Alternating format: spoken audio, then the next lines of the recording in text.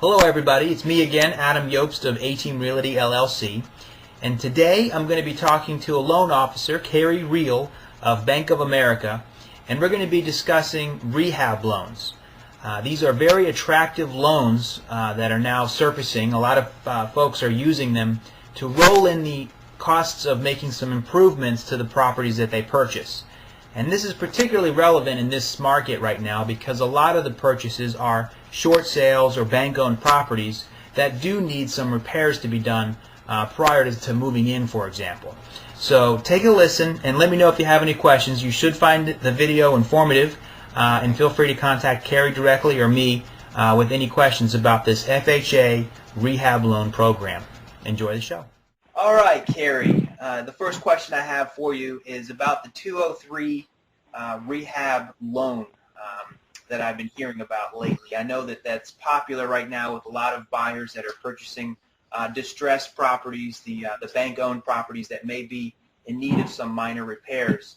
Can you briefly explain to us what the Rehab 203 loan program is all about? Certainly, Adam. The 203K loan is actually an FHA loan. It's backed and insured by the Federal Housing Administration, which essentially, because they're insuring it, will protect any future lenders against foreclosures and defaults. God forbid that ever happens. The program is for the purchase or refinance of a property in need of repairs, renovations, or rehabilitation. The mortgage provides money to purchase the home or pay off existing mortgages, and also adds for additional funds to be used for the rehab. Okay, gotcha. And you mentioned FHA loan. So it's only under the FHA loan umbrella, or can you use it as can you use it with a conventional loan, which is a more typical loan, or a VA loan? Well, let me first by answering your question regarding VA loans. VA does not have this product. There are no loans with VA that have a renovation or rehabilitation loan. So any veterans looking to renovate or do a rehab, they will need to either use this FHA 203K loan, or they'll have to seek conventional financing, which would be a renovation loan in and of itself. Okay, gotcha. And what are the advantages that you see for a buyer to use a 203K loan as opposed to just the normal FHA loan that allows them to borrow 96.5% of the appraised value? What are the advantages? Well, like you just mentioned, the 203K loan, especially in this environment where much of the present home inventory consists of bank-owned properties, and many of those properties are in unacceptable as-is condition and would not qualify for traditional mortgage financing. The FHA 203K loan permits buyers to finance those homes in their present condition with a small down payment. And the one thing that this product is for is simply owner-occupied residences. It will allow you to combine the sales price of the property plus the renovations and some additional items. It would include the cost to purchase the property, the cost to fix up the property, and it would also include any renovation-related costs such as consultant fees, permits, contingencies, which in this case are reserves. It's a percentage of the overall cost to do the renovation, plus mortgage or rent payments during the construction. And it will allow you to or require you to use 3.5% of those combined amounts. So the advantage, to answer your question, is a low down payment. It will still allow for 6% concessions. The 3.5% down payment can actually be covered by a gift from a family member if you don't have your own funds. Now, help me out with this, because I've gone through several, as a buyer's agent, I've gone through several properties with my clients, and some of them were a little bit more in need of repairs than others.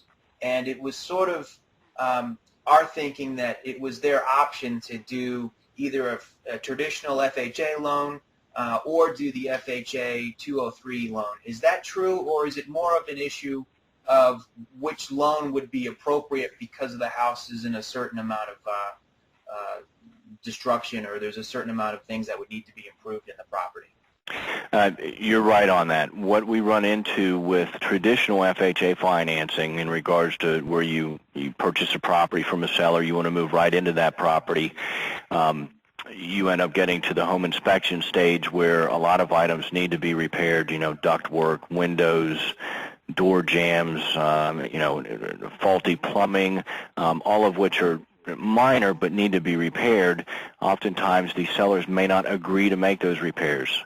In addition to that, the appraiser is going to go out and they're going to comment on those same items, and they will need to be repaired before you can get financing under conventional. And that would be 9 times out of 10 a situation where if these first-time home buyers don't have enough funds to fix those, they're relying on the seller to fix them for them, and in some cases, especially bank-owned properties, they're not going to repair those.